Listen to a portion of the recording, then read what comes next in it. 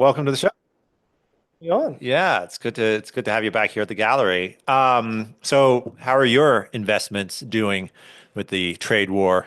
Oh, I have been trying somewhat unsuccessfully to avoid checking my Oh, Vanguard app. Yeah, lest you go and make some poorly that's, informed that's move in the right. market, That's right. Yeah, right? it's a long-term thing. Yeah, exactly. Put it all in crypto.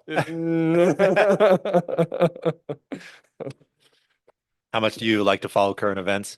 Oh, I do check the news every day, but I'm trying to cut down on that given the current state of the world. It's probably better to spend less time thinking about such things, at least for my Yeah. mental health.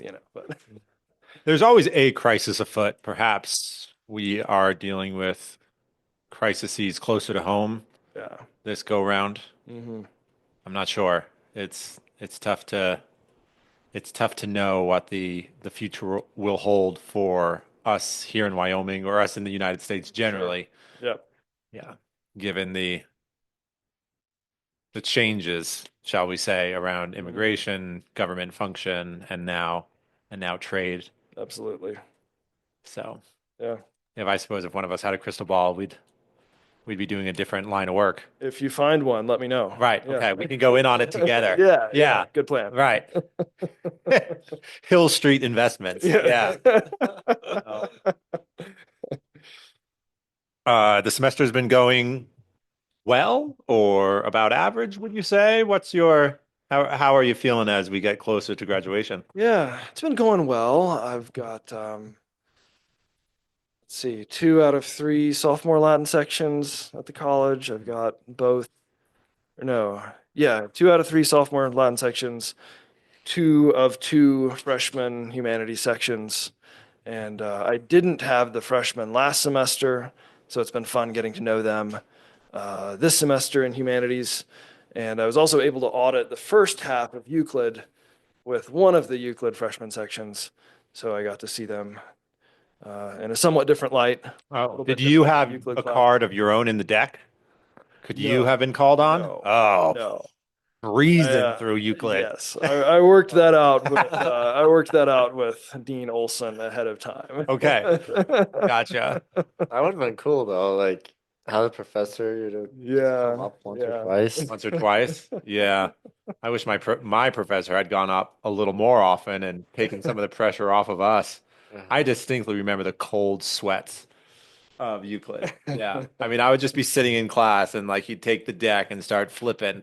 And with every flip, and forgive this, but it's true, with every flip, there'd be a drip. You just feel that cold sweat running down your back.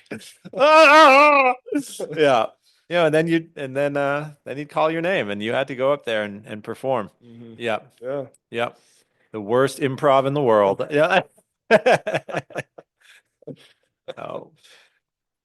Mm, I'll be interested to see the payoff when we get to the later books of the Republic, in okay. which geometry Hmm. becomes very important. Yes. So I've taught that every year, but I've never audited Euclid here until this semester. So it'll be interesting to see how that affects our discussion, my having actually been in the Euclid class Yeah. this time around.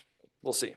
What is your, how do you orient people who maybe don't have much of a liberal education towards the Republic? Is it something that you think you can pick up without prior great books experience? Can it be a Mm. sort of seminal great book? Do you have to have a lot of prep for Yeah. it? That's a tough question. I think, whenever I've taught the Republic, it's been in a room full of students who have just spent a semester and a half immersed in all sorts of other great books thanks to the WCC curriculum. Hmm. So they've just been reading the Iliad, the Odyssey, a number of plays, some other Plato. Then they come and they read Herodotus and Thucydides, the historians, and then they read the Republic. And of course, that's in addition to everything they've been doing in theology and philosophy and all these other tracks as well. So that makes it, I think, a lot easier. for me to orient them to the Republic because they've had all this background. And so whatever they had or didn't have in high school, they've had that. I can count on all of that stuff. I think for somebody who's had no background or much more minimal background in the liberal arts or in the great books, I might not recommend it as the first encounter, with Plato. Maybe Yep. read the Meno or the Euthyphro, something like that first. Maybe read even the Phaedrus or the Symposium as we do at the college first, because it really is a tricky book. I mean, I've taught it for 4 years in a row now. I'm in the middle of teaching it for the fourth time in a row. And, it keeps me on my toes. Of course, all great books do. Sure. They wouldn't be great. But the Republic, I think, is in a special category. Sure. It's not very accessible right off the bat in certain ways, I think. But I don't know. What do you all What's an think? example? What's an example of what you have in mind there? Just some of the cultural background of, say, Socrates' interlocutors, especially early on in the book. I'm trying to think of a good example that we were talking about recently. Hmm. It seems like with students, will frequently get hung up on just what exactly is being argued. Okay. It's not always obvious what is even being said. So we have to really hash out what is being said before we can even start evaluating what it means or what we should do with it or whether it's true. Yeah. Good example is not coming to mind right at the moment. Oh, don't worry. Over outdoor week. That's totally all right. Out of my You're out of the intellectual groove while the students that's are up in the right. mountain. That's right. Yeah. Well, Well, what do you all think about that? I'm curious. What was your experience reading The Republic? At least for me, I think everyone was gung ho with the ideas until they got to class and then started talking about them. They're like, "Oh, these aren't so great." I think, it's Sure. like in the way he presents them, you can think that life in common sounds like a great idea. Right. And then you start breaking it down to particular situations and you realize that there really is a necessity for autonomy in each person. Hmm. And in order to have that autonomy, you have to have rights to your own property. Yeah, we have not gotten this semester to the full-on Oh, life in common yet. okay. So there hasn't been as much pushback maybe in that regard, but it's coming. Yeah. hmm.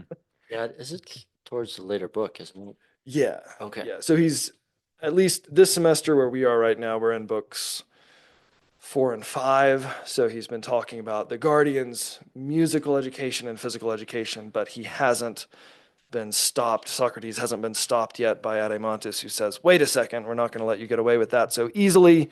We need to talk more about the Guardians' lives together. And then they get into the community of women and children, all that sort of thing. But Right. we haven't gotten there yet this semester. We'll see. What has come out in previous discussions with your classes about who guards the guards? Yeah. And just ultimately, where is authority finally seated? Mm-hmm. And since we must, in the end, always choose corruptible men, how are we to ever really trust our own systems of rule? Yeah. I think previously when I've taught this, we end up thinking more about just what it means to be a philosopher king. Okay. And students always seem to be, at least in my experience, I haven't had students worry as much about quis custodiet ipsos custodes, who will guard the guards, as much as they want to know, is he even serious? Right? What is the relationship of this Citian speech to reality? Is he even contemplating the possibility that someone would go do this? And if so, what parts of it? All of it, some of it, So we've always wrestled with that, but not as much about who will guard the guards. Okay. So maybe that'll come up this year more. Yeah, I'd be curious. Yeah. Yep. What's that saying that since men, oh, give me a minute here. If Since men were angels, no government would be Yeah. necessary, and if all men were beasts, no government would be possible. something like that. Something Yeah. like that. Yeah. And yet here we Is that find Madison? Perhaps. I don't know. I don't Okay. know. Anyway. All right. We got to look that up. Yeah. But it does always strike me as one conversation I do remember quite distinctly. What is the best form of government, right? Monarchy, oligarchy, democracy. And around the debate would go. And then there was always someone defending the American system, and they always invoked this idea of checks and balances, which always seemed to me sort of like, to tie it to current events, checks and balances always seem to me somewhat similar to the idea behind tariffs, where it's like, well, if people just are given free reign, they'll do this excessive thing. So we better have checks and balances in place. But it's sort of an accommodation for presumed vice, Hmm. right? That, well, we need checks and balances in government because obviously one party given all power will then use it for corrupt purposes, Mhm. right? Which may be in fact the case, but it always bothered me that we were invoking this as, oh well, this is the best form of government, when it seemed to me, wouldn't the best form of government be one which prevented corruption, or was somehow free of corruption, Mhm. right? Rather than needing to make accommodations for presumed corruption. So Yeah, it seems like something like that is a point of departure for the Republic, right? The Ring of Gyges. What if you had this guy who could just go around and do whatever he wanted yes, do as you please. with no repercussions, with impunity? What do you do with a person like that?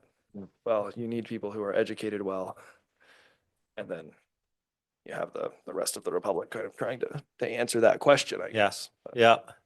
Right. Could you try to be pithy and say the best form of government is the government of one's own person? Right. Yeah. Right. Yeah. Hmm. Oh, what's your favorite book to teach? Hmm. That is a very difficult question, of course, but maybe the Iliad.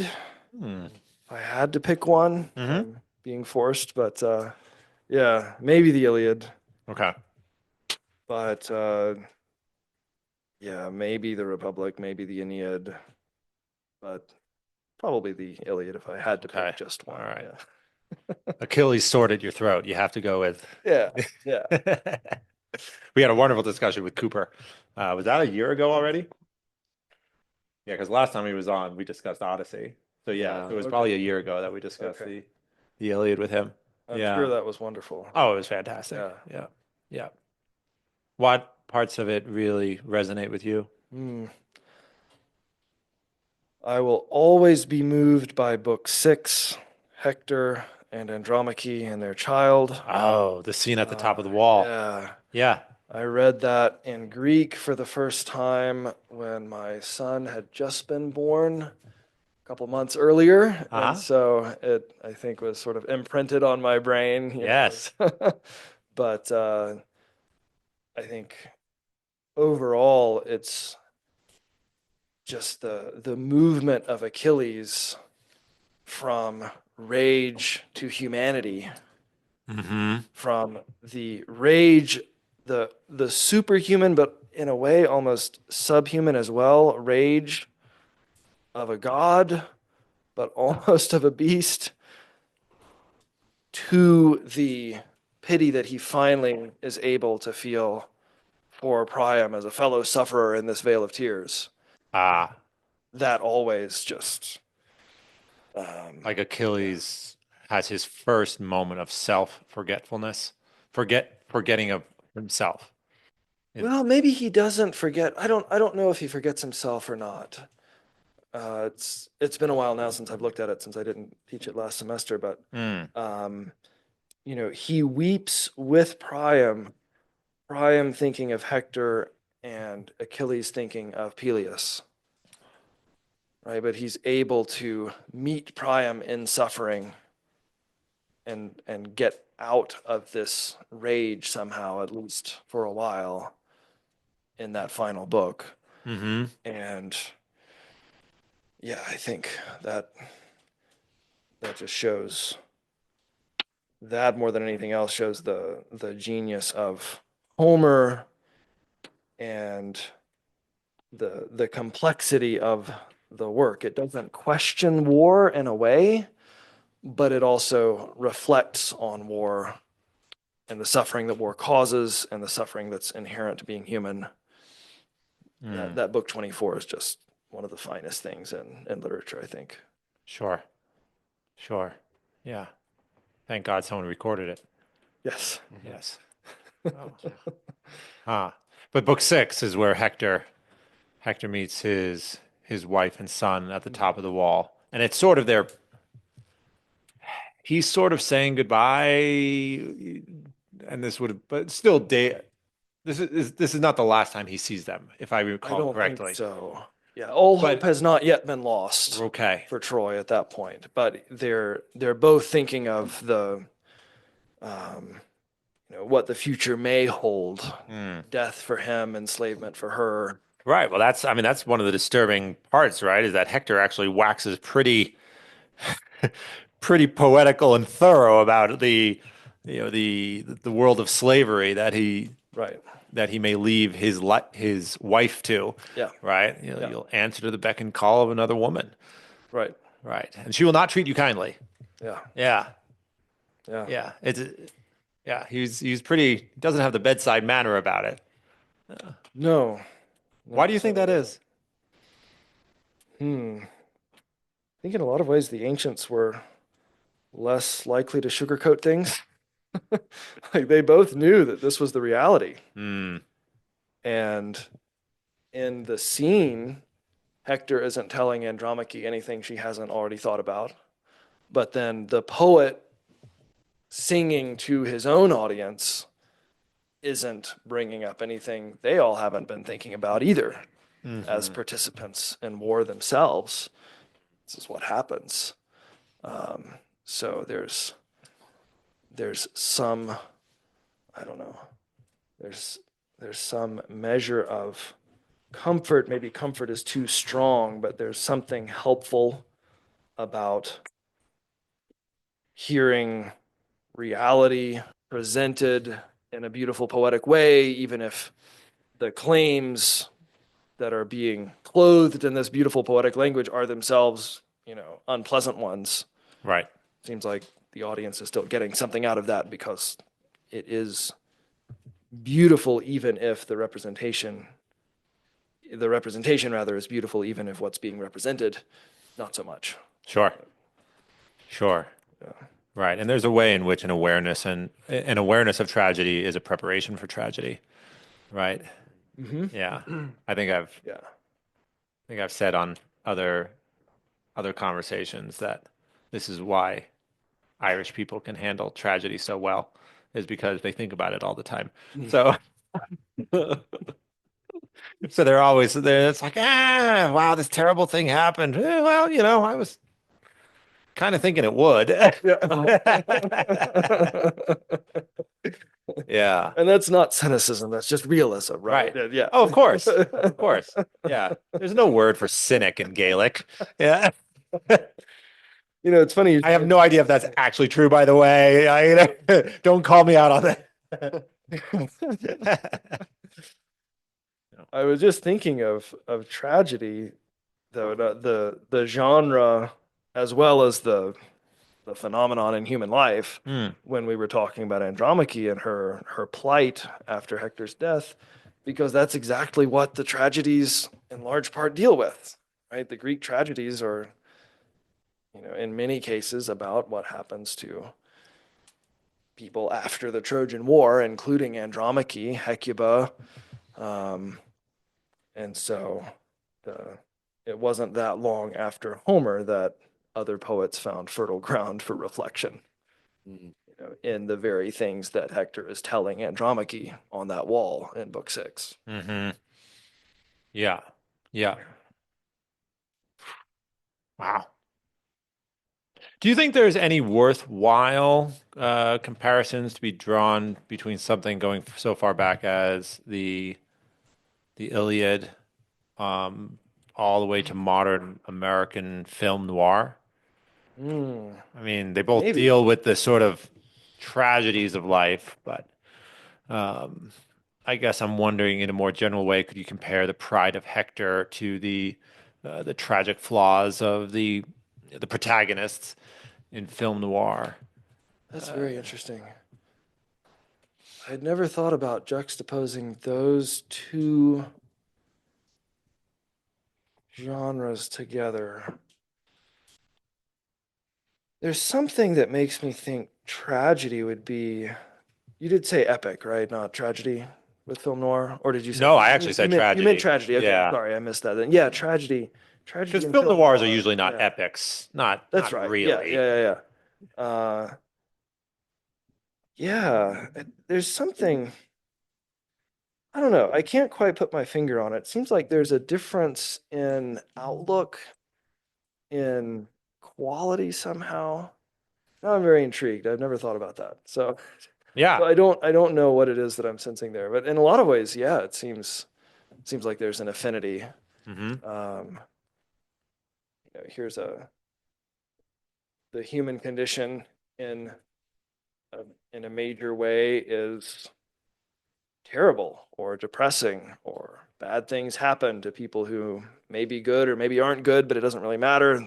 Bad things happen anyway. That all seems common to tragedy and film noir. Are there specific scenes or movies or characters you're thinking about? Oh goodness, there is one. It's with what's the fellow's name? Is it Harrison? Rex Harrison? Is that his name? Um, From the guy in My Fair Lady. no, no, no, no, no. Then it's not him. Oh dear.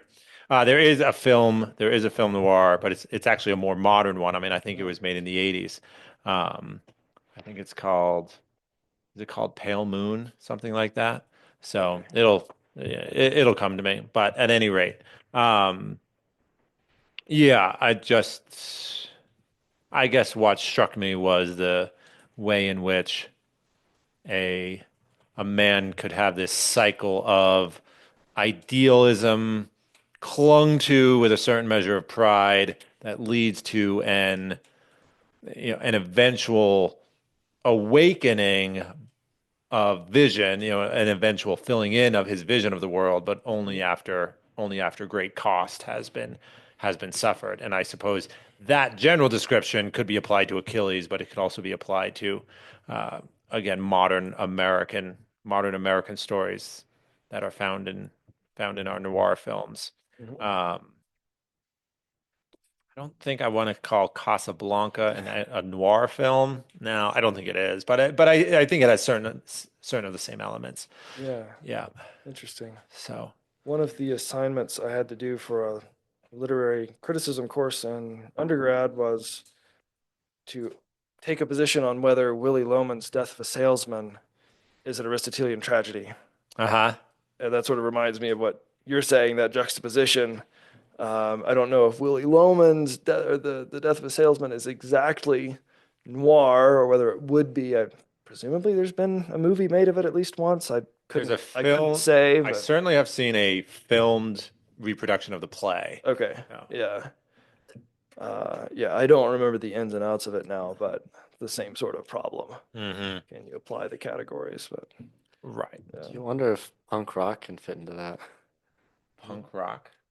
Because it's like people are like yelling about their problems of life, you know?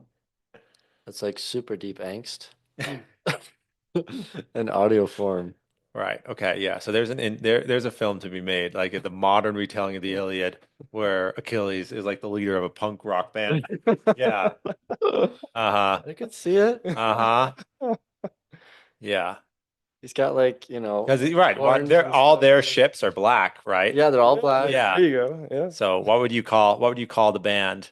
Oh, Lost travelers or something. yeah, something like that. Yeah. So, um, Blink Blink 20. yeah, 20 years gone. 20 years gone. Yeah. Yeah. Interesting. Yeah, Odysseus is like he's like a hippie musician who like comes in and tries to talk about peace and love and Patroclus, or Cleopatra. No, that's who Odysseus tells the story about, right? Is Eclipso. Hmm? Calypso? No. Odysseus is sent on a mission with some of the other lords to Achilles to try to convince him Oh, Right. to give up the Yeah. fight. But he ends up, doesn't he end up telling a story about a Cleopatra? oh. Am I? Cleopatra. I do not remember. What is Odysseus talking about? Yeah, I remember the professor was like spelled out Cleopatra on the board, and then he's like, "Well, what happens if you basically reverse the two parts of the name? You get something very close to Patroclus." Huh. That is not ringing a bell, but I'm sure I'll, wake Well, up either that or the 2 in the professor morning. I was taking the classroom and was just lying through his teeth. They haven't read the book anyway. I'm just gonna say this, and then I'll prove they haven't read it because no one will call me on this. Yeah, we'll look it up. Yeah, sounds good.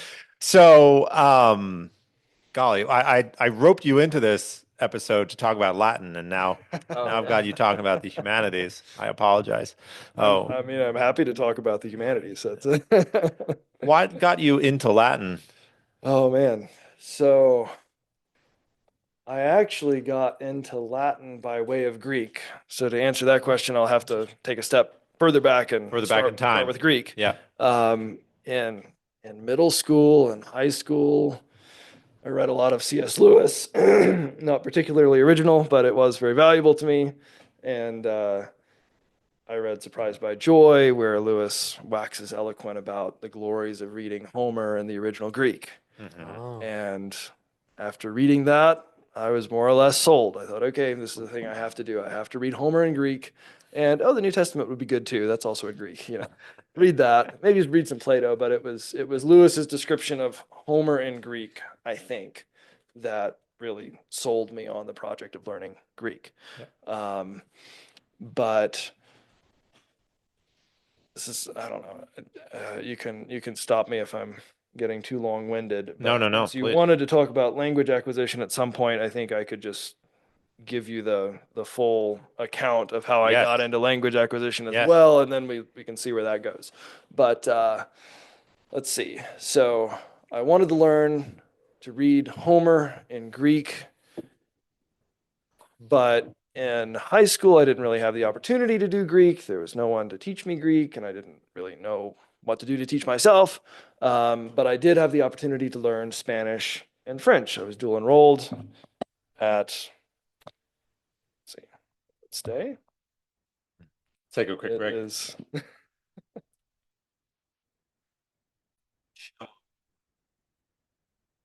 The criticism against certain podcasts is off the mark because people will be like, "Oh, how is Chris Williamson or Tucker Carlson or whomever becoming so famous? Like they're just sitting down and talking, right?" But once you realize the work it takes to have a conversation with another person in a way that someone can listen to and be drawn in.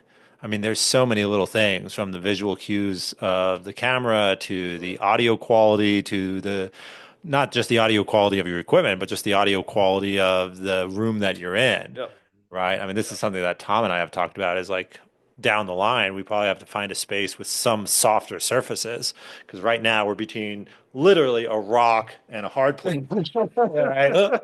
Right. And I think that probably leads to some level of audio blowback.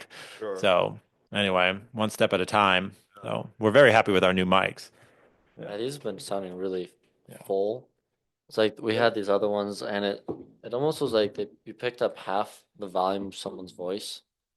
Kind of a weird noise, but Yeah. these it's very smooth.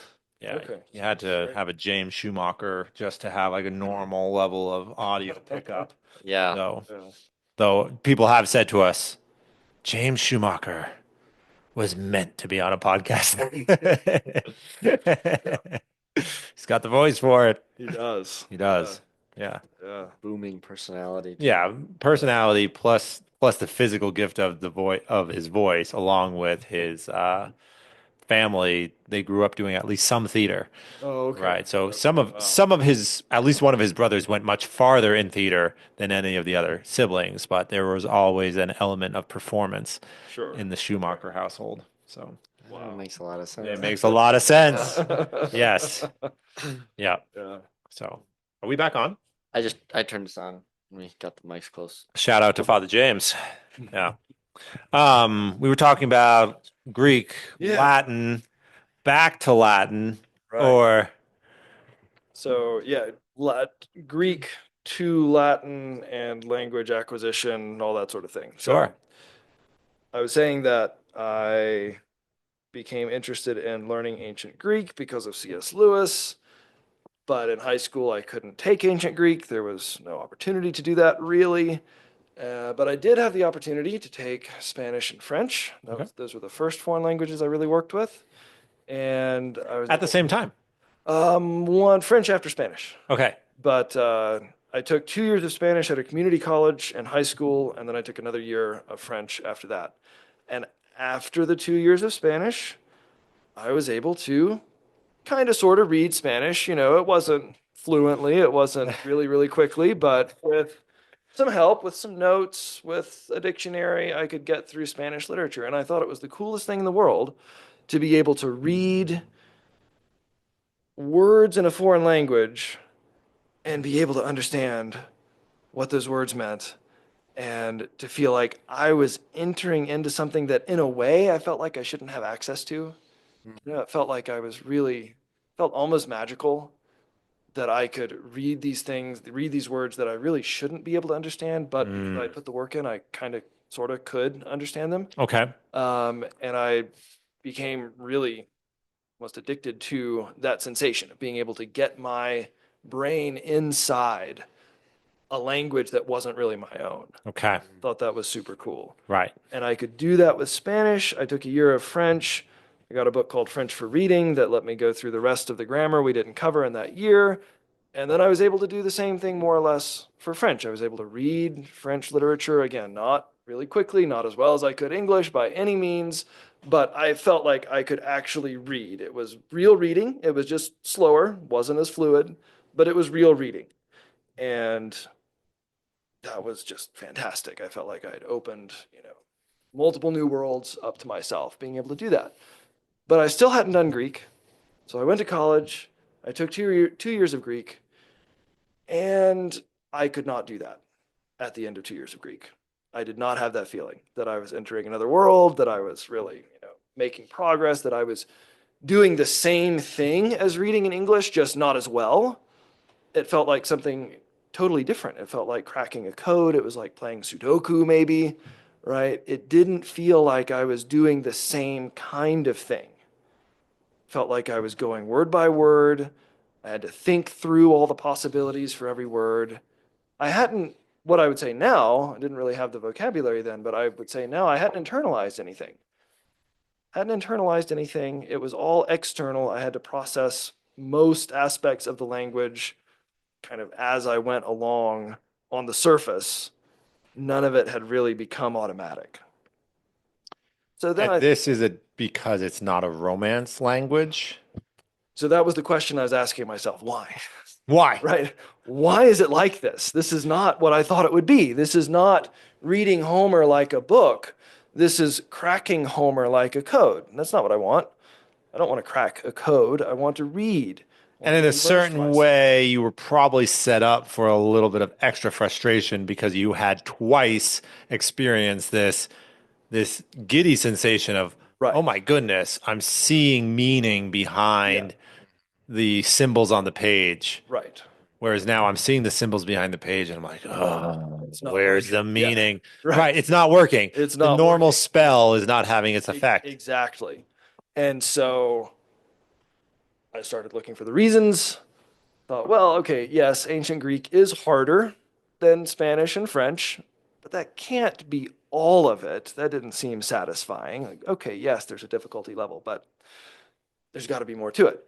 And so then it didn't take me long to think about the way the languages were taught.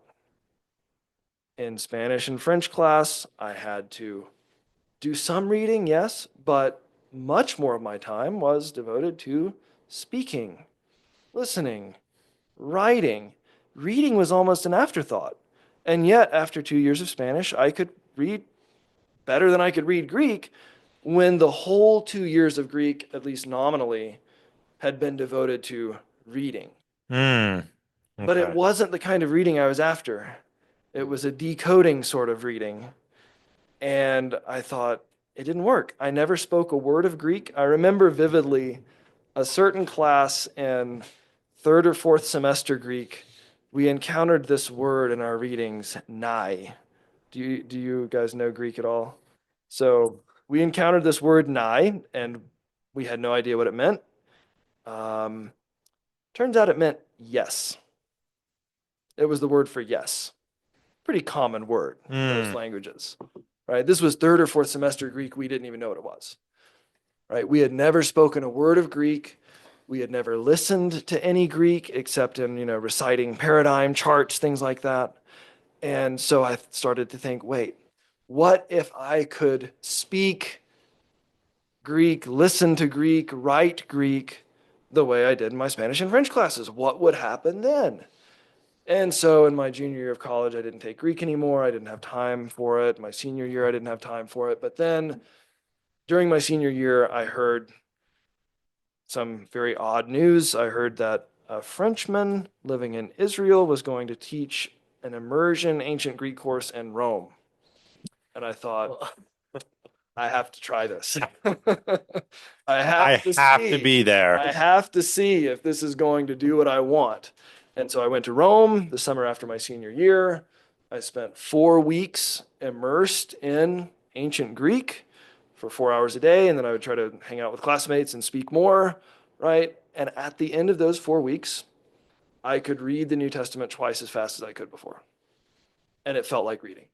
Wow. And during those 4 weeks, you had been doing very little reading. Not much. Yeah, much more speaking, much more listening, much more practice with the verbs and nouns in a meaningful context, but not so much reading. I didn't even have that much time to read. I was just trying to, do the coursework Yep. as much as I could.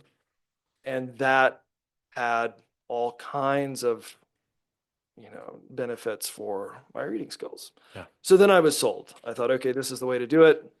Grammar translation is not the way to do it, at least not for me. And cultivating the active skills must be crucial to the kind of thing I'm after, which is feeling like I'm really reading, not feeling like I'm solving a puzzle. Gotcha.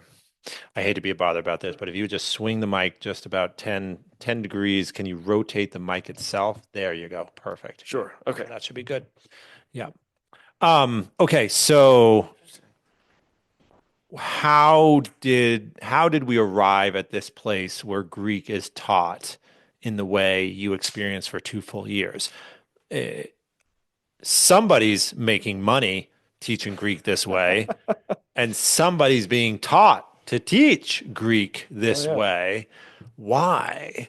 Like, you can't be the first person to be like, God, Right. I'm so frustrated, and I've put in the time. Mm-hmm. Yeah. So how did we get there?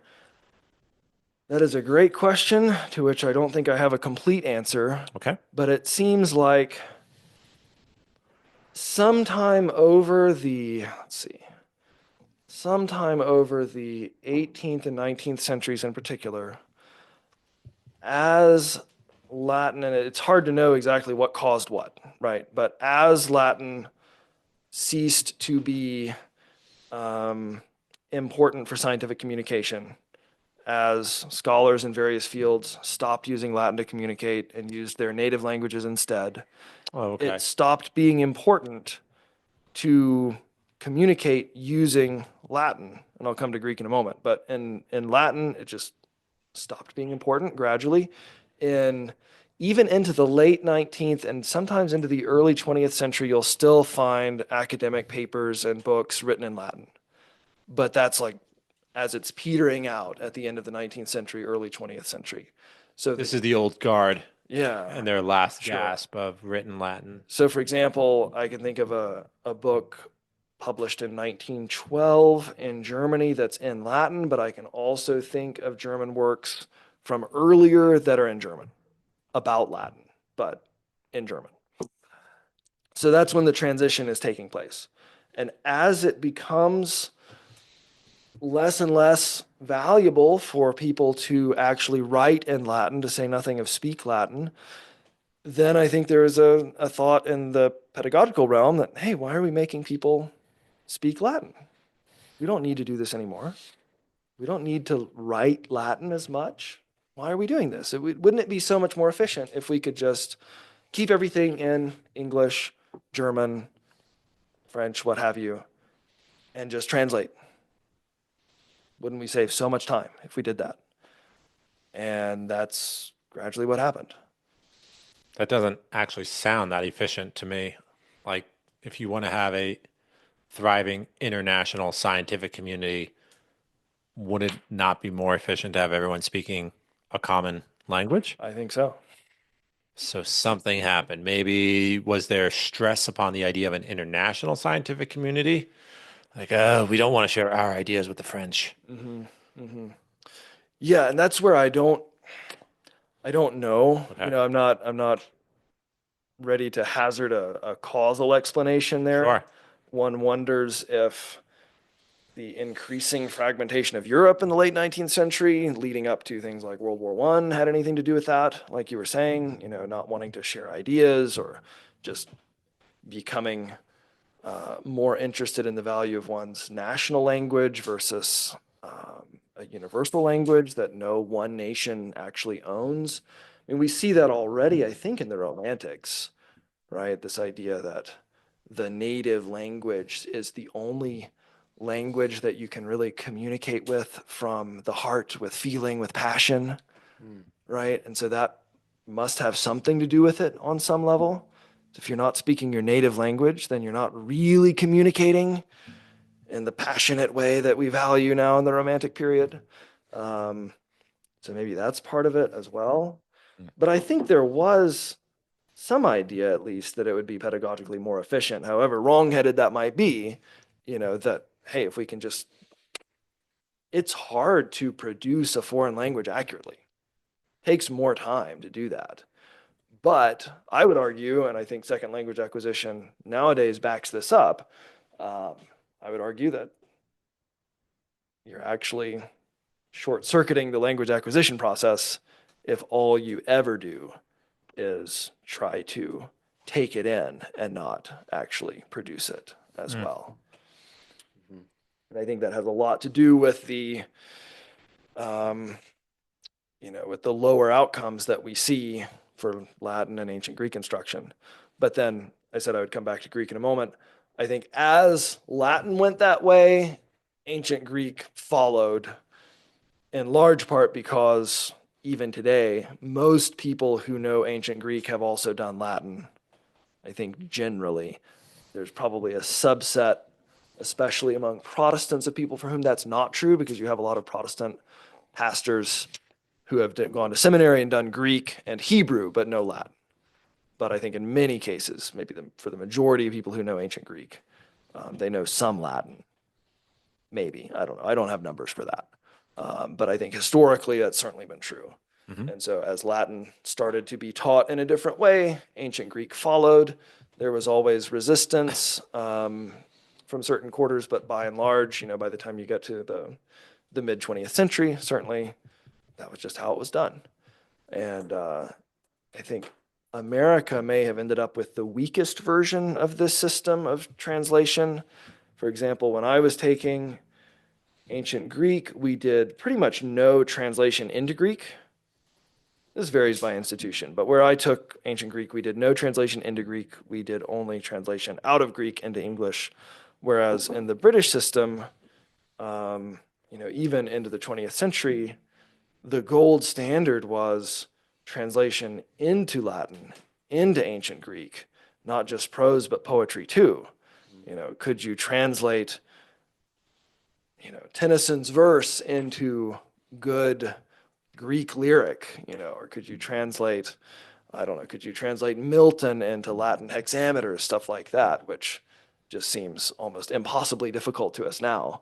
But they did it, and I think the British standards remained high in large part to that insistence on translating into the classical languages, not just translating out of. And so they were getting some of those benefits of output that I was talking about. But for me, it took doing an immersion course to really figure that out. Wow. So this was an immersion of 4 weeks in, did you say Rome? In Rome, In yeah. Rome, Yeah. where you and other students were around a group of what, like 6 to 8 expert Greek speakers? Just one. Just one. One with a couple of assistants. Yeah. Wow. So how did he create an immersion environment when it was just him? I mean, was he just giving lectures while one ate meals or like, No. it seems like it'd be hard for one guy to create that immersion experience. Yeah. Well, in that setting, a huge advantage was that we didn't actually share a first language.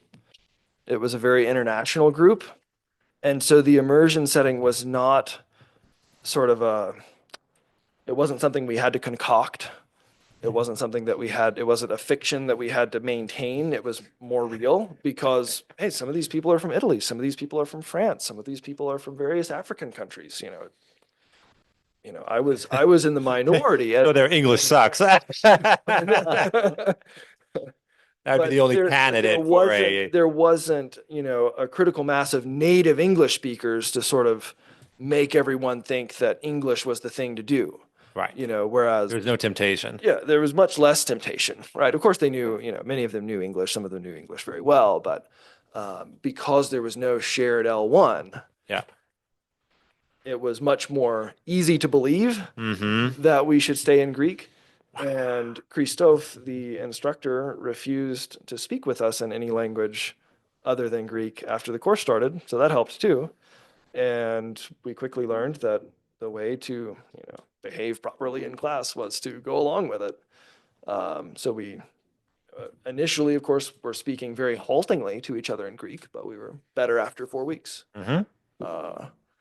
So, yeah, I find that to be the ideal sort of immersion environment. If you can get a group of people who don't share a language that they're fully comfortable in, then it's much easier to make room for the target language. Right.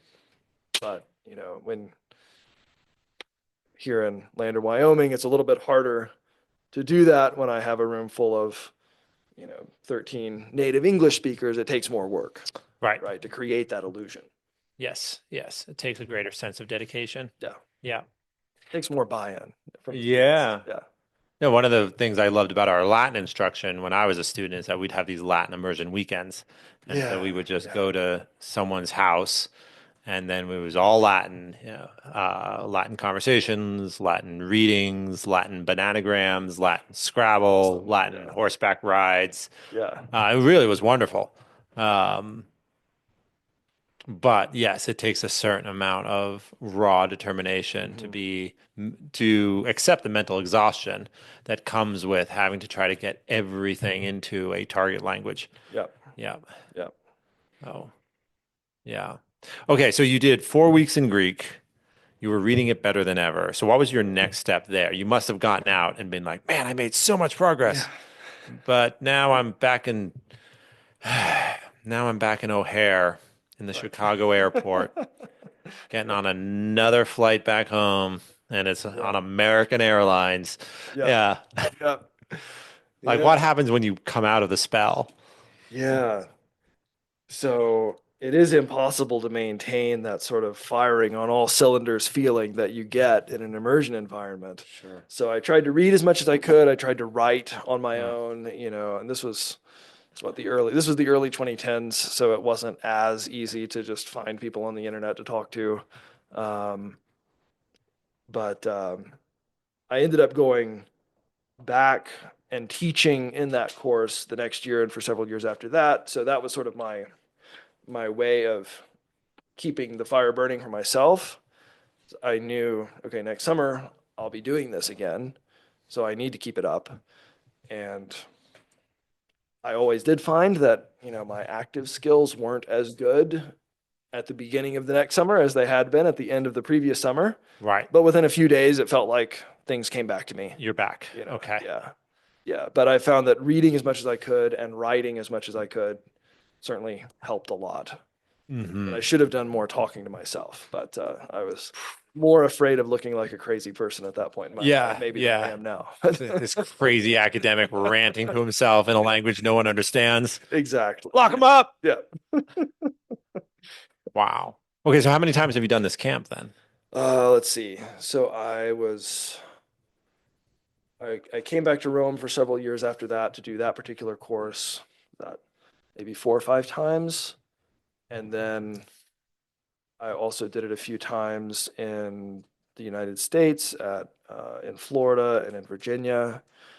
I've done some other immersion events here and Okay. there. Okay, so at this point, you're sitting on, say, like 7 months, 8 months of Greek immersion Something like that, in your maybe. lifetime. Yeah, yeah, That's thereabouts. fantastic. Yeah. Okay, Yeah. gotcha.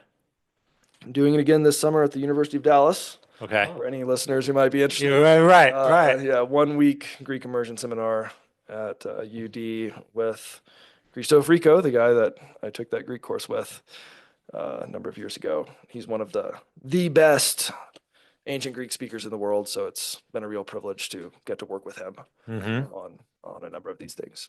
Is he the one running the event then? So he and I are running the UD event. He and others organize a number of courses both in the US and around the world. I've helped organize the ones in Virginia that we used to have. I haven't been involved in organizing the ones in Texas. I think before the 1 week immersion event that he and I are doing, there will also be a 3 week Greek course at UD. But he runs the Polis Institute in Jerusalem. I don't know if you all have heard of that, but Heard of it. it Yeah. runs a number of immersion classes, both in person and online for Greek, Latin, Hebrew, I think Syriac, Arabic, variety of things. Yeah, It's it's fantastic. amazing. Can you give us a sense of the sound of ancient Greek? I mean, can you just introduce yourself, tell us where you're from, the name of your wife and children? Like, what's the... Sure. Onomamoi Stephanos estin. He gunemu onomas detai Natalia. Onoma autes uk estin Hellenikon. Hoi de Haides onomas dontai ho Jakobos, ho Antonios, he Elisabeth. That's really Something cool. like that. Yeah. But it's not the most historically accurate pronunciation. That would sound somewhat different. There are always compromises to be made, but yeah, something like that. How well can you travel around a Greek-speaking, well, Greece? Yeah. You know, the funny thing is I've never been to Greece. I've spent my career studying Greek Yes. and have not been to Greece. I'll be fixing that this summer, Okay. but I've heard stories from people who have been to Greece and who have tried to speak ancient Greek. And they say usually they can make themselves understood somehow, but the Greeks usually find it rather funny. It sounds pretty hilarious to them, but Okay. it can work. It can work. Yeah. Okay. It can get you to the bathroom. Much better than trying to speak Latin in France, something like Right. Yeah. Well, I did have a friend who did an immersion trip in Latin, and they went to Rome. Oh, And great. they said they got some funny looks. Yeah. Yeah, because they and their classmates were speaking Latin to each other, and the Italians were like, those Wait look a like second. Americans, but they're not speaking English. Hmm. But we don't know what they are saying. Yeah, we Yeah. don't know exactly what they're saying, but yeah. Yeah. I had a friend growing up he was a Latin college professor, and he said he said, "Oh, Italian, it's just bad Latin." It's funny how true that feels. Especially reading something like Dante. Hmm. Dante is weirdly between Latin and modern Italian. Okay. It feels very kind of trippy to read. It's just odd, but I can't read Dante well, but between Latin and modern Italian and a dictionary, I can kind of make my way through it. Okay. But it's got a lot more Latin to it than even modern Italian does. Sure. Yeah, weird cross. Okay, so you've done, all right, so you've done 7 or 8 months, it sounds like, of actual language immersion. What, where's the turn? Like, where do you go from, Mm. man, I'm still uncomfortable in this suit of clothes, so to speak, to, no, this isn't my native language, but I feel more comfortable Yeah. wearing this other language in my way of thinking. Like, does that happen at month 2, month 6? I think it's different for everyone. I don't know that there's a universal timeline. Mm-hmm. Seems like every individual is going to have to just go as far as he or she can, right, and see what happens. And I think a lot of it will vary not only by individual but also by domain. For example, domain of language use, that is. So, in ancient Greek, it's a lot easier for me actually to talk about philosophy than it is for me to talk about home appliances. Because the ancient Greeks didn't talk about the home appliances that Right. we have. And so if I'm going to talk about my washing machine, I'm going to need to think about a number of things that I've never read about in ancient Greek because it isn't there. Mm-hmm. Things that I'm not usually thinking about in ancient Greek. Right. Right. And What's the yet, Greek translation for sealant flange? yeah, exactly. No idea. And neither did Homer. Yeah. Yeah. And the same could be true in modern languages as well. Mm. I read more academic German just to do my research than I read, I don't know, crime novel German.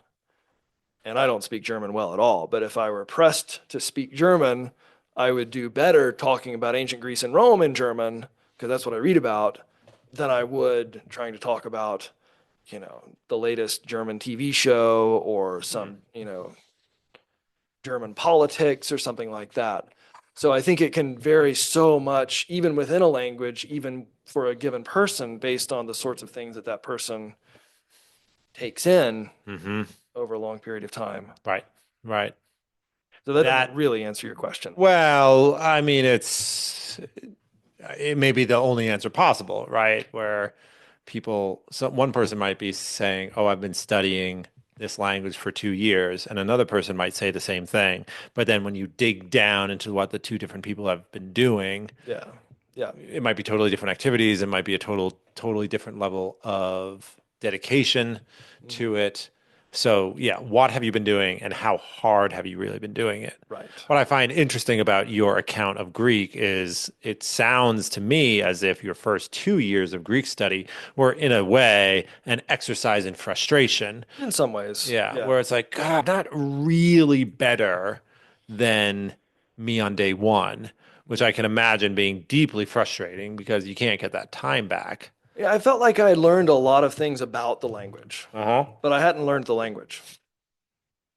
So it wasn't wasted time in one important way. I knew a lot more about the language. I knew things like, oh, this is kind of how the middle voice works. Oh, this is how the dative and the accusative and the genitive work, and this is what the aorist means. Like a lot of the bits, the nuts and bolts of the language, I could describe, I could recognize, but it Okay. was learning about the language, not learning the language. Has that come back to usefulness after getting that critical mass of exposure to actually knowing the language? Like, oh, Yeah, I absolutely. learned this stuff about the dative, didn't really know how to apply it, but now years later, I can apply it because of the Yeah. getting the other side of the coin filled in. Even in that first immersion experience, I Mm-hmm. got a lot more out of it Mm-hmm. because I had had 2 years learning about the language. Okay. And so then it was like I was able to put into practice things that I knew. Mm-hmm. Some researchers will talk about proceduralization or declarative versus procedural knowledge. I had a lot of declarative knowledge. I could tell you the middle voice does this, the dative does this, the accusative does this, but I hadn't proceduralized it. I hadn't put it into practice. Right. But the declarative stage was, it was a useful first stage. Mm-hmm. It maybe lasted longer than it should have, maybe wasn't quite as productive as it should have been, but it definitely wasn't a waste of time. And it did keep me interested enough to make it to the end of the 2 years and then keep going. So Okay. All right. So you didn't feel burnt out. no, That's I good. just wanted more, you know. Right. Right. What if there was more? Yeah. What if this was better? Um, so it's been said that we can never replace the plasticity of our brain that we had, say, between the ages of 2 and 8, Yeah. Yeah. as adults. And people use that either as an explanation for why you can't learn a language or as an excuse for why they can't learn a language. Mhm. Where do you come Yeah. down on some of these claims? That's a great question. Who was it who said the reports of my death have been greatly exaggerated? I can't remember exactly who said that, but the reports of a critical period, which is what you're referring to, have been greatly exaggerated. Okay. I think this idea that, after you're 8 or 10, you're done. You can't really do much of anything with a foreign language after that. Where that is much truer, and this is my understanding of the research, where it's much truer is for accent. Okay. If the vast majority of people are not going to get a native-like accent in a foreign language after a certain time. Mhm. Some people will say that's very early, like 2. I've heard reports that maybe it's later, 6 or 8 or something like that. But I think generally for true native-like acquisition of a foreign language accent, it needs to be very early. Okay. However, for the other domains of language use, like syntax, say, the critical period, if there is one, seems to be a lot later. But the trouble with trying to isolate the critical period is that it's very hard to actually isolate it. It's very hard to separate that from other factors. So, if the 5-year-old learns the syntax of a foreign language perfectly and the 25-year-old doesn't, is it because of actual neurological reasons? Is it because of brain plasticity or what have you? Or is it really because the 5-year-old is immersed in an environment, the 25-year-old isn't? Is it because the 5-year-old doesn't care about looking stupid, making mistakes? The 5-year-old doesn't even realize she's making mistakes in the language, just keeps talking. Right. And the 25-year-old is over here thinking, I can't make a mistake. I have to get my verb tenses right. I have to choose the right vocabulary word or I'm going to look like an idiot. It's very hard to say that the difference in outcome is solely due to age and not due to any number of other factors that could be different Some of between which the two might, individuals. right. So one's embarrassment at looking incompetent has nothing to do with your brain's readiness to receive language skills, but has a lot to do with the sense of pride we have in our appearance that comes with being older. Yeah, we don't want to look stupid. And to learn a language well, you need to be okay with looking stupid at least part of the time because you're just going to make mistakes. That's natural. That's fine. Yeah. It's part of the process. Mm-hmm. And as adults, we have advantages that people often overlook when they talk about these things. As adults, we have more highly developed cognitive skills than a 5-year-old, right? We can take some shortcuts that the 5-year-old can't because we can look in a book and say, oh, there's an exception to this rule here. Great. I'm just going to work with this exception. Whereas the 5-year-old has to go through an organic process of what's called U-shaped development, for example, where you hear, for English, let's say, it's a good example in English, an irregular verb in English. So bring, we say, I bring the book versus I brought the book. The 5-year-old, or maybe not a 5-year-old, but a child learning language starts out saying, I bring the book, I brought the book correctly, because that's what the child hears.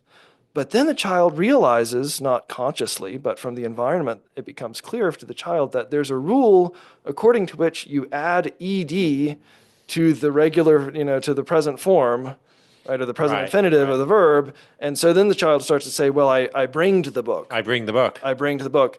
And then later on, the child circles back to the correct form, having now acquired the exception to the rule. Mm-hmm.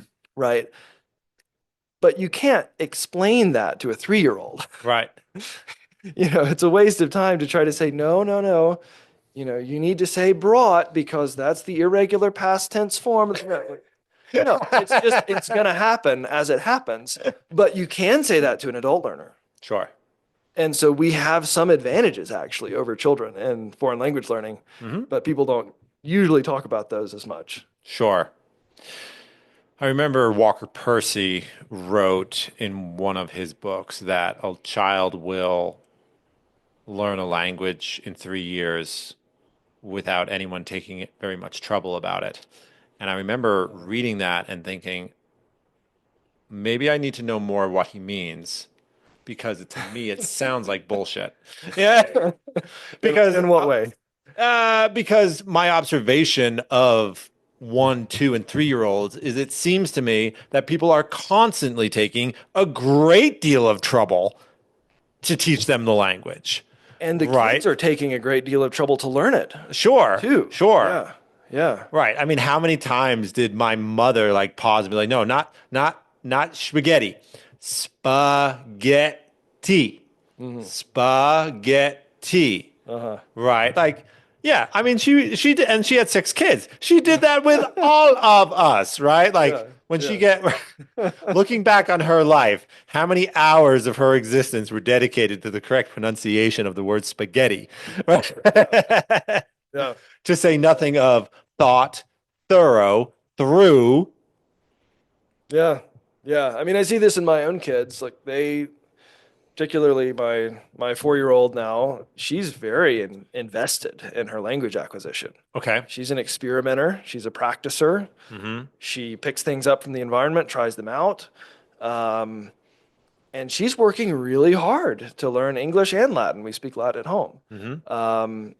And that's another thing that the 25-year-old might just not either have the interest in doing or have the time to do. Because by the time we're adults, even you don't have to just be 25. You could be a 12-year-old already with lots of other obligations. You could be an 18-year-old with many obligations. You could be a 50-year-old with many obligations. And you just don't necessarily have the same all-absorbing interest in experimenting with a language and noticing all these new things. You also don't have a supply of people who are going to read you picture books all the time, which helps a lot. Yeah. My daughter today brought me Cat in the Hat, which we have in a wonderful Latin translation, and said, Licet ne legere? Licet legere. So we read pages of Cat in the Hat, but right. And so as we're reading, I'm asking, ubi est puella, ubi est puer, ubi est cactus, ubi est petasus cati, all that sort of thing is invaluable, and kids get it naturally. If they have a good home environment, they have people doing that sort of thing for them just because they're kids. Who doesn't want to read picture books to kids? Right. But, who's going to read picture books to the 25-year-old? And is the 25-year-old going to want picture books being read? Yeah. So again, back to your question, it's so hard to isolate the causal factors there. Yeah, for sure. For sure. Yeah. I did a week of Spanish immersion in January down in Guatemala. I may have been telling you about Awesome. it. Yeah. And so it is true. No one was offering to read me picture books. And when I first arrived at this place I was volunteering, I was like, oh, this is an animal sanctuary in the middle of the jungle, in the middle of Guatemala. Surely I'm going to show up and everyone's going to speak Spanish. Like this will be a great Spanish immersion opportunity. Well, I show up and it turns out that apparently every zoo in America sends people to this particular animal sanctuary so that their zookeepers can learn about the lemurs or whatever the furry creatures were down there. They're not lemurs. Lemurs live in Africa, but nonetheless, apparently, in the heart of hearts of every zookeeper is this desire to send one of their interns down to Arcus in Central America. So I show up, and within 90 minutes, I realized, oh my gosh, like like I'm going to be surrounded by Americans and British people the Yeah, whole time. Like yeah. this is a disaster. Right. So I actually went to the director of the veterinary program and I said, "Hey, look, um, I I like animals, and I'm sure that your parrots need all the help they can get. However, you're going to have to put me with some Spanish speakers, or we're going to have to find someone else to clean the parrot cages." And they did. Okay. And they did. And so it turned out fine. They basically just sent me down the hill to. It turns out that I don't know if this is true of every animal sanctuary, but it was certainly true of this one. It's like they've got like the special animals, Okay. and then they got the animals that the tourists get to see. Okay. Like it's like, oh, these parrots we are trying to re-release back into their natural habitat. So Okay. you don't talk to the parrots. Interesting. Yeah, you need to leave the parrots alone. So like silence around the parrots, Okay. and let me tell you, they are not silent. Yeah. Yeah, the parrots have plenty of squawking to do. But then down the hill, then they have the parrots that the vets and the biologists have given up on and said these animals will never be able to be released back into the wild. Yeah. So let's put them down in the tourist area. Interesting. Okay. And so those parrots are they're bloody bilingual. I mean, because there's English tourists as well. And Yeah. so these parrots speak English and Spanish. Amazing. So I was down there and there was a couple days where I thought to myself, these parrots have better language skills than I do. So what was that week like for you then in terms of immersion? I mean, did you feel the your Spanish increase in strength over the week? So And what was your experience with Spanish before too? I should have right. asked So I that. had done so basically I split my day between like a full immersion Spanish class like in the city. So Okay. so in the afternoon it was 4 or 5 hours of one-on-one with a teacher who spoke no English. Okay. And so everything has to get done in Yeah, that's Spanish. great. Right. Yeah. At the time, I was sort of dating this girl from Mexico. I talked to her at the beginning of the week in Spanish, Okay. and she's like, "Yeah, you sound tired." And then I talked to her towards the end of the week, and she said, "Whoa, like everything's better. Your awesome. like your fluidity, your command of the vocabulary, your accent, everything's better." That's great. Yeah. Now like I said, I had also been there the year before. Okay. And so I would say the difference I noticed was in my ability to speak to the people on the street and the wait staff and the taxi drivers and the staff at this animal sanctuary. Yeah. So that's the difference I noticed. Yeah. In terms of fluidity and vocabulary and accent, I was told I was better, but I could not have witness to that myself. Sure. Okay. So, but admittedly, the heavy lifting of the improvement, frankly, was probably in these 4 or 5 hours of one-on-one with this teacher. Yeah. What they eventually, so like I said, they sent me down the hill to the second class citizen animals.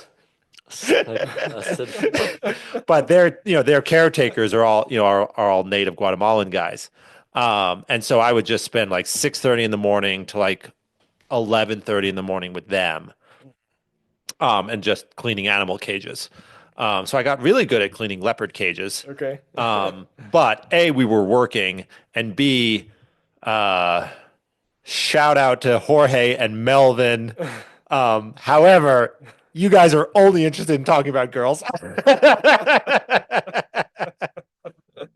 It was very funny. Yeah, it was like, oh, so like, do you like girls in America or do you like girls in Guatemala? Do you like brown skinned girls or do you like light skinned girls? Do you like blonde girls or dark haired girls? And I was like, can we talk about something else?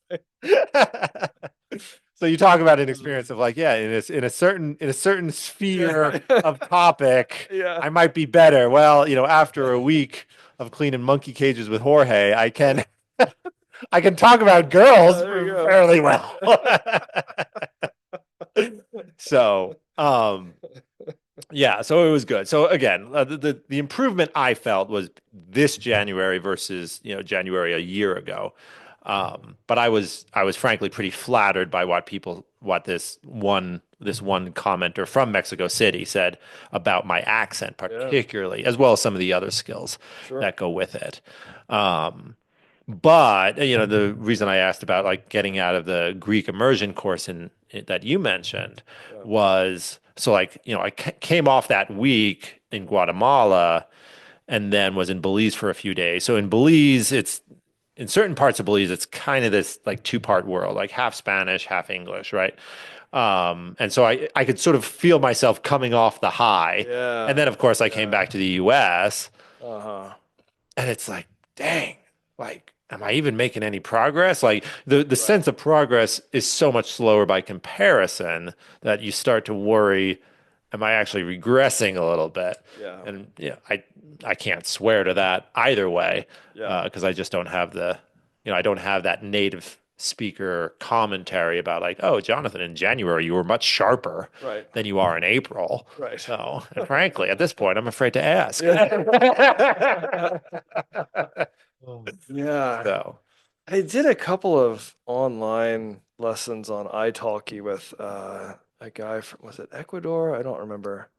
Somewhere in Latin America, I did a two 45-minute lessons on for Spanish. okay. And even between the two lessons, and then I had to drop it because life got in the way, but Yeah. even between the two lessons, I felt like just having that one-on-one conversation like you were talking about, Mhm. where it's just me and a native speaker, we're not going to resort to English. That really started to convince my brain that Spanish was important, Yes. and that's Yes. like that's what immersion settings do. They convince your brain after a day or two that there's no getting out of this. You have to use the target language. Hmm. You must come up with ways to say the thing you're trying to say. Yes. And then your brain starts to, delve deeply into its archives and pull out things that you didn't maybe know that you'd remembered, Yeah. but they're there. They Sure. need that opportunity. Okay. And so even after a They couple need that lessons, touch of desperation. exactly. Yeah. Yes. Exactly. Yes. Right. And a 50-minute class, it's hard to really generate that feeling in 50 minutes. But if I Mhm. have 4 hours and then I have 4 hours 5 days a week, Yep. then I have 3 more weeks, Yep. that's when you can really create that sense of desperation or Sure. urgency or what have you, Yes. just that feeling of conviction that the target language really matters. Uh-huh. So yeah, I'd like to find the time to do more online lessons for Spanish, for German, to try to convince myself of that. How did you and your wife come to the resolve that we're going to speak Latin in the home? I mean, you are probably one of maybe 100 families in the world who do that. I So mean, think yeah, about that. yeah. So my wife is not a Latin speaker, Okay. but she is a very generous and long-suffering woman. Put up with my crackpot experiment for over 10 years now. Wow. And so without her good nature and tolerance Hmm. of hearing a language that she doesn't fully understand, although I think she understands Latin way better now than she did 10 years ago, Hmm. I think she's picked up a lot. Yep. And she had some Latin in high school, but so she had some base. But without her very generous tolerance of my speaking to the children in Latin, it just wouldn't work at all. Sure. It's a difficult thing to do in some ways, Hmm. especially when there's, one parent who doesn't speak the second language that's being used. But, she's provided the space for us to do that. And for the longest time, I did not use any English to the children. I've cut back, or I've relaxed that a lot with the two boys who are older, 8 and 10 now. But with my daughter who's 4, I still speak only Latin when I'm speaking directly to her. Hmm. But our supper table conversations are in English. 'Cause they also need to learn that you default to the common language in a group. That's just the polite thing to do. So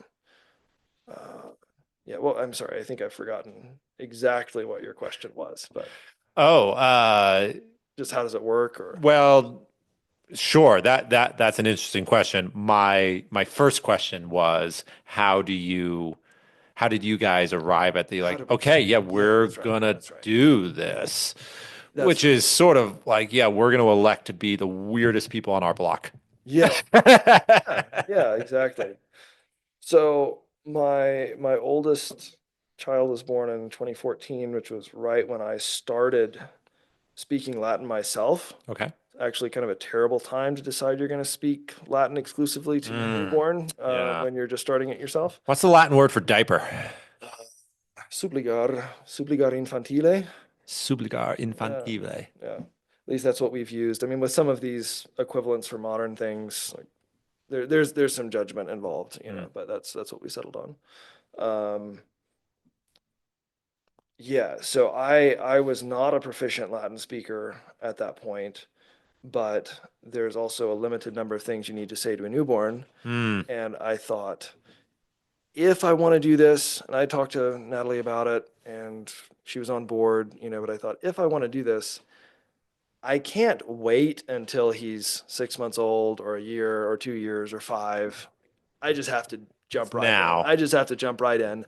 And because he's, barely a month old or whatever it was, I don't think I'm going to scar him for life with the errors that I'm going to make. Like it'll be a learning process for me. Sure. And so we just started doing that, and we've kept it up. Although there has been, like I said, more and more English in some situations over the years. Yeah. As your children have become integrated into a wider community. I think so. Yeah. Yeah. And also as it's just become, I don't know, sometimes I need to tell them something in the presence of my wife and make sure that she also understands 100%, Yep. of everything that I said. So, so they're not trying to pull the wool over anyone's eyes, but yeah, Hmm. it's worked out pretty smoothly, I think. That's great. Yeah. Wow, that's great. This is fun. Let's take a quick break. Sure. Hmm. This would have been early first century BC.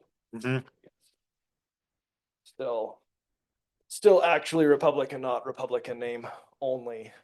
The ancient rhinos, I guess. Mhm. Republican name. Mm. Ancient rhinos. Yeah. Right, your SBQR tattoo means nothing. It means nothing anymore. No. Are we back? We're back. We're back. All right. So what's your pitch for learning any language which is not your native language? That might be easier. Okay, yeah. And then what's your pitch for learning the so-called dead languages?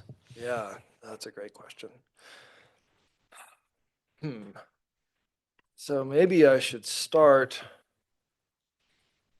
by observing that the ancient Greeks themselves didn't seem to have much interest in learning foreign languages.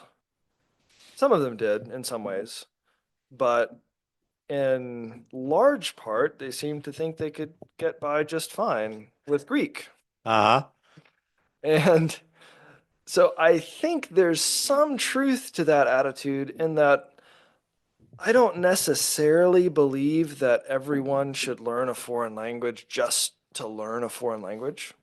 I don't know that that's true. Maybe it is, but I'm really not convinced that it's true. So the first thing I would say is you don't necessarily need to learn a foreign language just to learn one. And in fact, if your only goal is just to learn a foreign language for the sake of learning one, it probably won't work all that well. Mm. You need a better reason than that.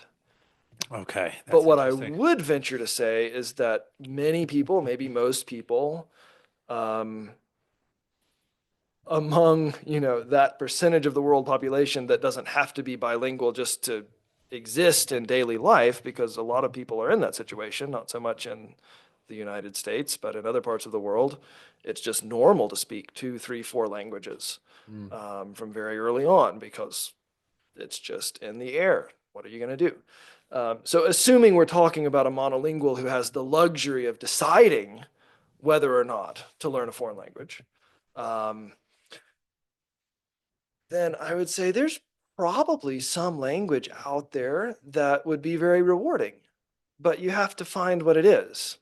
You know, maybe, maybe Spanish isn't going to float everybody's boat, but maybe the person who's not as interested in Spanish would be very interested in French or Japanese or Mongolian, who knows, right? I mean, maybe there's a reason to learn some other language, but I think you have to look for that compelling reason. I think for Catholics, there's a pretty compelling reason to learn Latin. I think for all Christians, there's a pretty compelling reason to look hard at Greek or look hard at Hebrew or both. Why wouldn't we want to get as close as we possibly can to the very words inspired by God, right? Latin, the language of the church, Greek, the language of the New Testament. Of course, for Byzantine Catholics, there's an additional reason to think about Greek. Sure. For Orthodox Christians, certainly Greek, Russian, Old Church Slavonic, right? Like all these sorts of things. So I would venture to say that there is probably some language out there that could get someone excited. It just depends on finding the right language, finding the motivation. So for ancient languages in particular, again, I think it depends on the audience. If we're talking to Christians, I would say Greek, Latin, Hebrew. Why on earth not? Right? Why wouldn't you want to get as close to the source as possible? Right. For heaven's sake, why on Yeah. earth not? Exactly. Yes. Absolutely. And I think it's for many people, you won't necessarily have time to master all three of those. You might not have time to master two. You might not have time to master one. But mastery is not the be all and end all of learning a language. You can get, intellectual and spiritual fruit from Greek, Latin, and Hebrew without mastering them. And mastery, of course, is something we'd have to define anyway. But, I've done a very little bit of Hebrew, nowhere near mastery, whatever that would mean. And it was amazing to me to learn even some of the words. Some words I didn't even really think about as being originally from Hebrew because they've entered the English lexicon, or figures of speech, like the face of the earth, for example. I'd never really thought about the face of the earth as being a Hebraic expression. But we get it from Hebrew, and it feels so natural in English because of, the King James Bible, things like that, our Bible translations. But when I encountered that in Hebrew for the first time, it was like, the scales fell from my eyes, right? The face of the, wait, I'm looking at it in Hebrew, the face of the earth. Oh, the face of the earth, right? I know what that means. So even at a fairly low level, you can make intriguing discoveries. Interesting. You can get closer to the very words of the Holy Spirit himself, right? Giving us scripture. And so I'd say for Christians, that's a great reason to do that. Any member of a religious tradition that has an ancient text, this is why Muslims take Arabic education fairly seriously.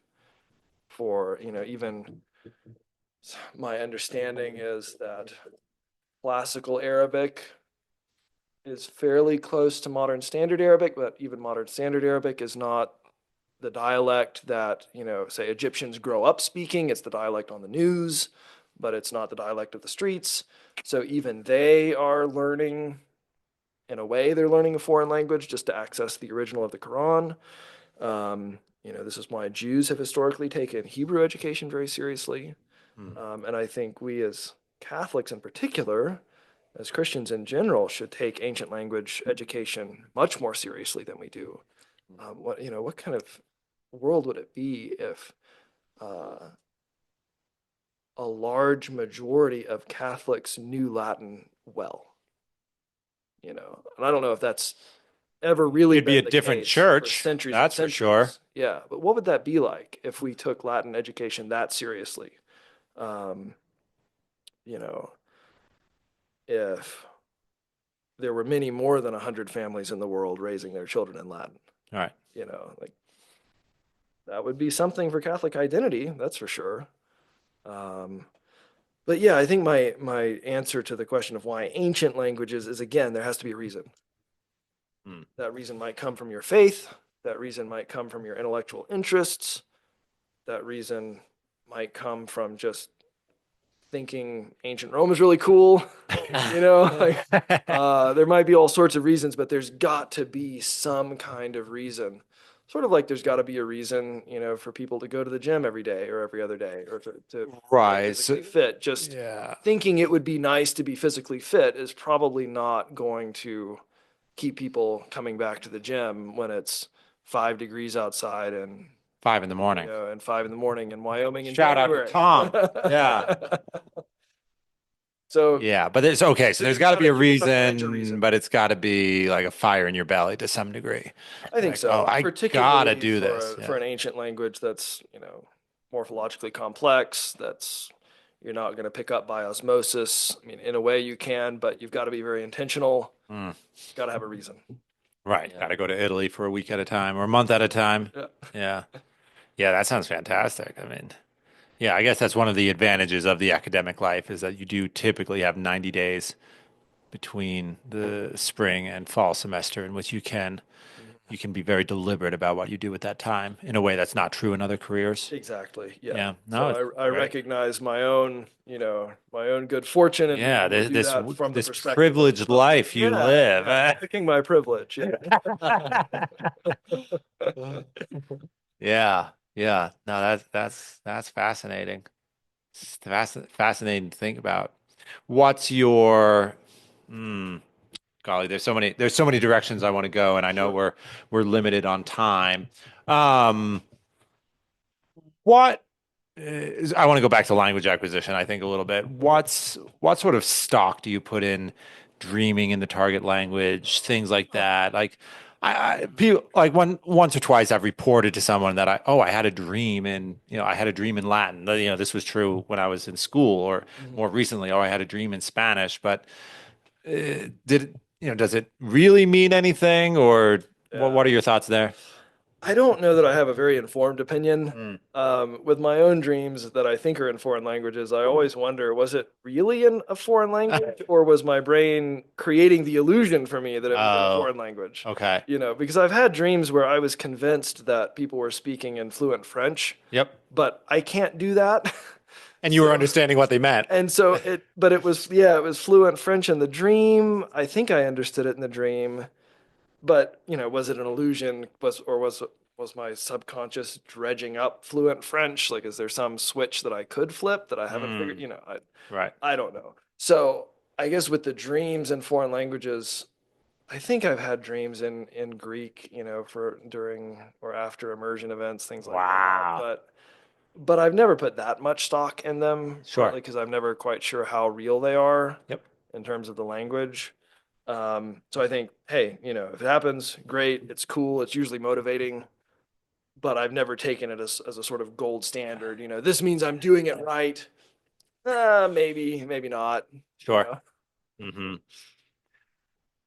Where would you advise people that surely there are ways to learn a language badly, at least in the sense of you're inefficient about it, perhaps more if it leads to some habits of maybe you're always trying to translate in your head. So like if someone says, "Oh, I put 6 hours into studying this language," what would you ask to make sure that those 6 hours were actually as fruitful or efficient as possible? Yeah, that's a great question. I think first I would say spread them out. Mm. Don't do a 6 hour stint at once. Mm. So if you've got 6 hours, see if you can do an hour a day for 6 days, or do 30 minutes a day for 12 days, right? Something like that. Uh-huh. So if you can keep coming back to the language and not just do it all at once and then not come to it for another week, that would be a quick way to kill progress, I think, if you're not doing it regularly. You don't touch it for If a you while. forget it, if you forget everything you learned before you came back to it again, that's probably not going to be effective, you know. Um, I think, let's see, what are the four strands that pollination talks about? Let's see, I'm blanking on them. Yeah, so the second language acquisition researcher Paul Nation has these. That's his name, Paul Paul Nation. Nation. His name is Nation. Yes. And he's done really wonderful work with vocabulary acquisition. But he has a 50-page PDF on the internet that's called the things you really need to know to learn a foreign language or something like that. I can find it and send the link if you want. But he talks about the four strands of language acquisition. And so I'd say for those 6 hours, think about the four strands. The four strands are, if I recall correctly, input. So make sure you're taking in something, right? Preferably something very understandable to you, not something super hard. Output, make sure that you're producing the language in some way. Deliberate practice. So you're picking some feature of the language and you're really focusing on it. You're isolating that and you're trying to get Okay. better at that one thing. You're drilling the imperative.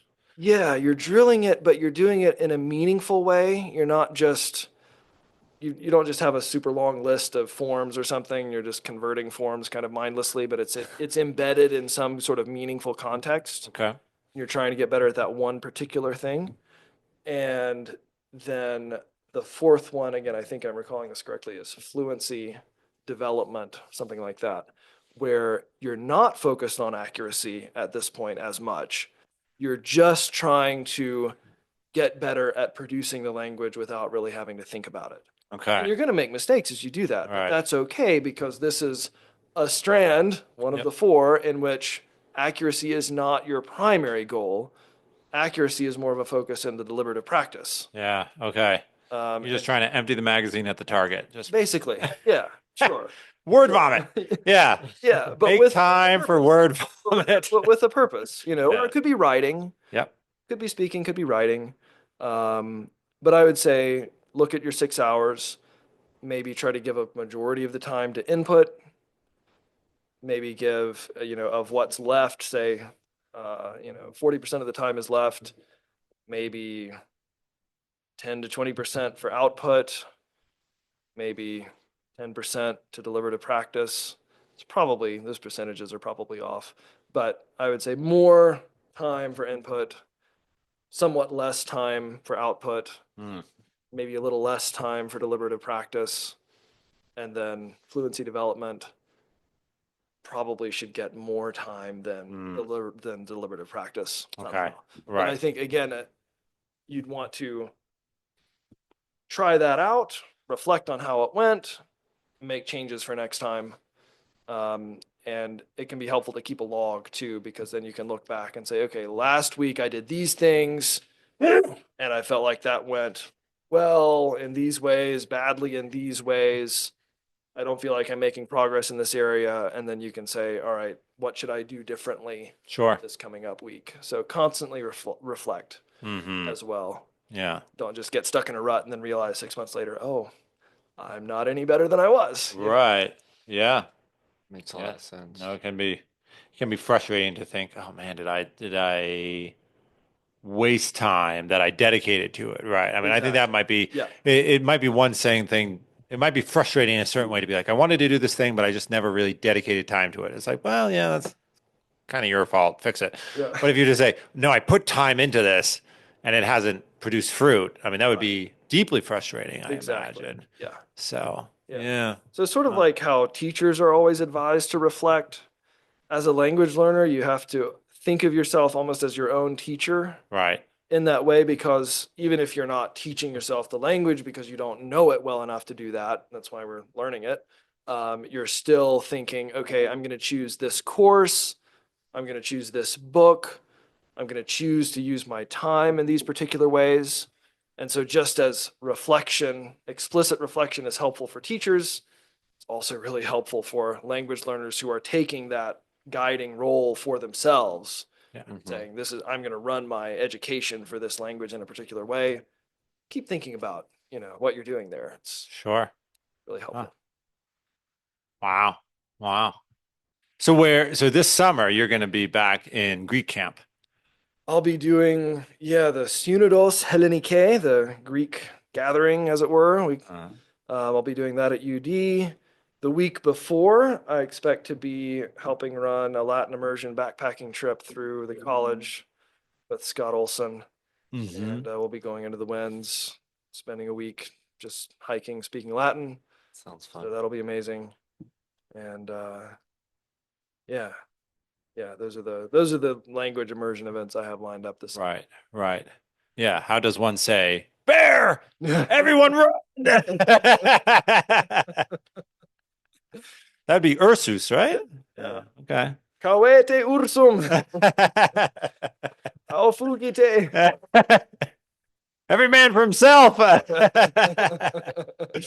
Yeah. Well, it's good that you're going into the Celerius curram quam tu. Yeah, exactly. You're like, what? Right. Wait, you're gonna just run faster than me? Right. I thought you were my teacher. Yeah. Wow. Motivation for learning the comparative adjectives. Right. Yeah, bear attacks. Well, it's a good thing you're going to the winds. Jeez. I mean, when we were hiking, oh my gosh, this was a couple of years ago. I mean, I'm sure it's still the same. We were hiking close to the Tetons a couple summers ago, and I mean, we had like a group of like 13 to 15 high school boys, and we're hiking in the Tetons. You basically had to tell them like, all right, don't leave camp because there were so many bears. Like, yeah, we had one counselor. I think he saw, well, I'm not saying he saw 26 bears.